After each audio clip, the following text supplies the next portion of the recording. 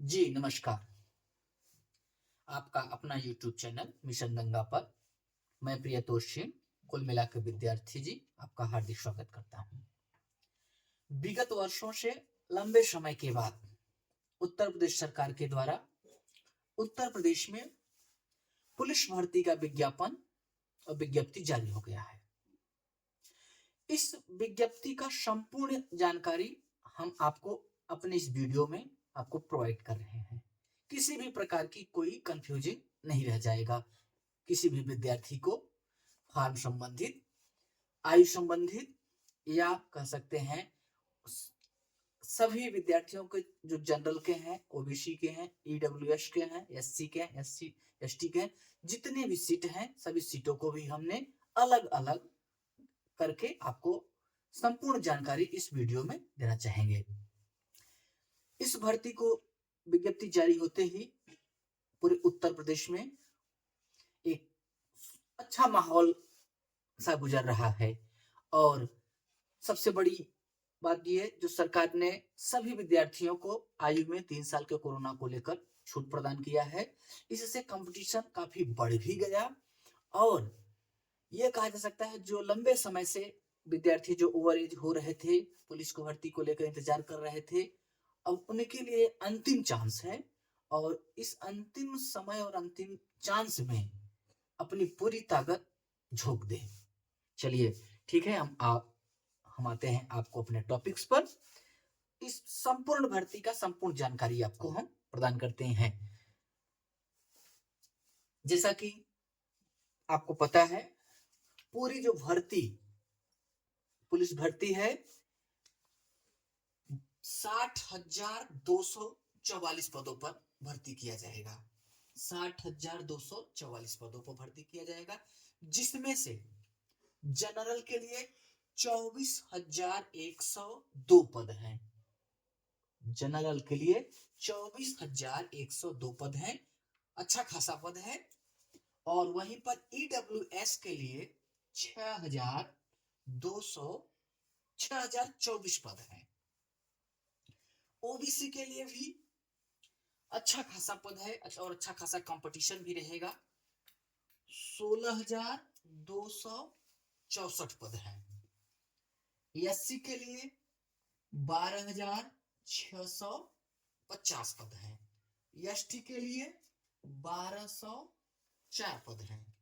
कुल मिलाकर अगर पदों को हम देखें तो 60,244 पद हो रहे हैं और यह उत्तर प्रदेश की 5-6 वर्ष में भाई कोई पुलिस की भर्ती तो आई नहीं, कह सकते हैं 6 वर्षों में सरकार की यह सबसे बड़ी भर्ती है। चाहे जिस विभाग का आप ले लें, पुलिस विभाग से ले लें, शिक्षा विभाग से ले लें या किसी भी राजस्व विभाग से ले लें, सिर्फ राजस्व विभाग की एक कह सकते हैं बड़ी भर्ती तो नहीं कह सकते, फिलहाल ठीक ठाक था 8,000 के समथिंग लेखपाल की भर्ती। उसके बाद सबसे बड़ी भर्ती ये है।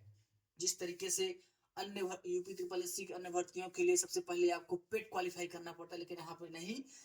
यह कह सकते हैं कि सभी विद्यार्थियों के लिए जो पुलिस की तैयारी करते हैं उनके लिए सबसे बड़ा अपॉर्चुनिटी है, गोल्डन चांस है। और उन विद्यार्थियों के लिए तो सबसे बड़ी गोल्डन चांस है जिनको आयु में छूट प्रदान किया जा रहा है, यानी आयु में छूट प्रदान करने के बाद वो इस भर्ती को देख रहे हैं। अर्थात जिनको 3 साल को आयु की छूट देकर सरकार की तरफ से जो कोरोना को लेकर दिया गया, अगर वो इस भर्ती को देख रहे हैं तो उनके लिए सबसे बड़ी ये भर्ती हो सकती है। इसलिए हम ये कह सकते हैं कि आप अपने पूरी ताकत के साथ इस कंपटीशन में उतरिए, क्योंकि कंपटीशन भी कम नहीं रहेगा। लगभग 20 से 22 लाख के कम से कम 20 से 22 लाख से कम फॉर्म तो नहीं पड़ेंगे, इसको तो मान के चलिए। इसलिए कंपटीशन अच्छा खासा रहेगा। चलिए अब हम देखते हैं आवेदन का दिनांक। सभी को पता है 27 जनवरी 27 दिसंबर 27 दिसंबर से आवेदन चालू हो गया। 27 दिसंबर 2023 से आवेदन प्रारंभ हो गया है। आवेदन की अंतिम तिथि, अब ये भी ध्यान रखिए, अंतिम तिथि बहुत ज्यादा नहीं है कि 1 महीने का समय है। आप 1-2 दिन 4 दिन बाद या 1-2 दिन से 3-4 दिन 5 दिन के अंदर में ही आप अपने फॉर्म को फिलअप कर दें, क्योंकि इतना ज्यादा फॉर्म पड़ेंगे सर्वर क्रैश भी कर सकता है, सर्वर वीक भी हो सकता है। इसलिए आप अंतिम समय पर फॉर्म को भरने के प्रयास न करें और न ही गलती करें। आवेदन की अंतिम तिथि है 16 जनवरी 2024 और आवेदन की अंतिम तिथि है, लेकिन शुल्क भुगतान और जो भी फॉर्म में यानी संशोधन हो गया आपके एप्लीकेशन में संशोधन करने की जो अंतिम तिथि है वह क्या है 18 जनवरी 2024। हम सभी बच्चों से आग्रह करेंगे कि 18 जनवरी 2024 या कहें कि 16 जनवरी और का डेट नहीं आना चाहिए। आप हर हाल में 14 जनवरी से पहले अपने फॉर्म को भर लें, शुल्क भुगतान भी कर दें। किसी प्रकार की संशोधन की भी हो तो उसको अच्छे तरीके से फॉर्म को देख लें, देखने के बाद ही भरें।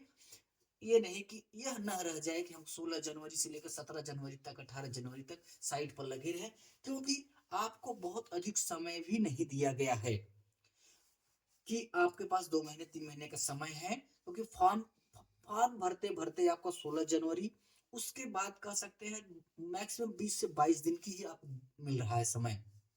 यानी कुल मिलाकर आपको एक महीने कहें तो 1 महीने ही समय आपके पास है और ये पर्याप्त समय कह सकते हैं हम। जो लोग इस भर्ती को लेकर लंबे समय से लगे हुए हैं, निरंतर कंटिन्यूसली अपना बना के रखे हैं, उनके लिए बहुत समय है ये 1 महीने। अब जो लोग भर्ती आने पर चलिए हम फिर पुलिस की तैयारी में लग जाते हैं तो उनके लिए तो ये न के बराबर है समय, पर्याप्त तो कहने की बात ही नहीं है। चलिए अब दूसरी सबसे बड़ी पॉइंट है अहर्ताएं, यानी इसकी जो सबसे इंपॉर्टेंट ये है कि क्या अहर्ताएं हैं, क्या अहर्ताएं हैं। तो अहर्ताओं में किसी भी प्रकार की कोई ऐसा नहीं है, आप भारत के नागरिक हो, सबसे इंपॉर्टेंट भारत के नागरिक हो और आप किसी भी प्रदेश से हैं, आप फॉर्म को अप्लाई कर सकते हैं। किसी भी प्रकार का कोई बाउंडेशन नहीं है कि आप इन अदर स्टेट से हैं तो आप फॉर्म को अप्लाई नहीं कर सकते हैं। आप किसी भी स्टेट के हैं आप फॉर्म अप्लाई कर सकते हैं। आप अदर स्टेट के अगर हैं फॉर्म अप्लाई करेंगे तो आप जनरल के सीट में फाइट करेंगे, जनरल के सीट में फाइट करेंगे बस। चाहे आप ओबीसी हो, चाहे एससी हो, चाहे एसटी हो, चाहे जो भी हो, आप जनरल के सीट में फाइट करेंगे अगर आप अदर स्टेट से हैं। शैक्षिक योग्यता भी बहुत नहीं है, 10+2 है, 10+2 यानी कह सकते हैं इंटरमीडिएट शैक्षिक योग्यता रखी गई है। शैक्षिक योग्यता अगर देखें तो इंटरमीडिएट रखी गई है, 10+2 ही रखा गया है, यानी 12 पास होना चाहिए।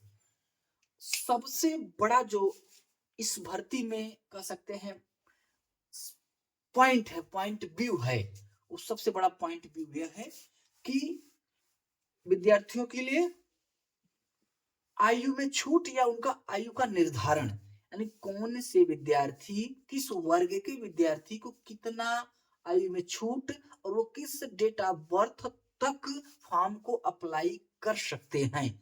सरकार के तरफ से जो दिया गया गाइडलाइन है उसके अनुसार सभी को 3 वर्ष का अतिरिक्त छूट प्रदान किया गया है आयु में। अब सभी को इसका मतलब है जनरल के लिए उनका आयु में छूट 3 वर्ष, ईडब्ल्यूएस के लिए भी, ओबीसी के लिए भी, एससी के लिए भी और एसटी के लिए भी। लेकिन उनके आयु के बाद 3 वर्ष यानी 3 वर्ष सभी को अतिरिक्त आयु का छूट प्रदान किया गया है। तो इस प्रकार से हम आपको आयु में छूट प्रदान कर रहे हैं। देखिए अब इसको अलग से हम दिखाते हैं आपको। आयु में छूट को लेकर सबसे बड़ी कह सकते हैं सूचना यह है कि सभी को समस्त वर्ग के लिए समस्त विद्यार्थियों के लिए 3 वर्ष का आयु में छूट प्रदान किया गया है। तो इसका मतलब जो आयु की गणना है ये भी बताया गया है कि आपको 1 जुलाई